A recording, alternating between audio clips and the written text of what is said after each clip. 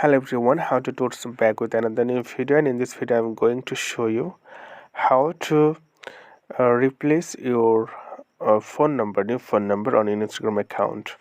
So if you want to replace your current phone contact, then you can easily do this after watching this video. So I'm just going to tap on the Instagram application,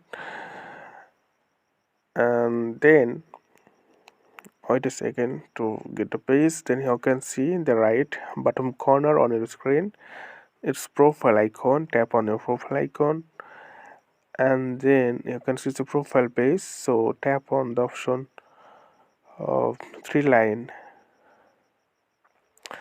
and tap here settings and privacy, and tap account center and scroll down, then personal details and contact info. Tap here the add the new contact and tap add mobile number. Then you have to give your mobile number. I'm just going to tap randomly and select your email ID, your username, and you can see adding this number will be replaced on this Instagram account, and next then your this account will be replaced. So, complain to today's no more, and thank you for watching.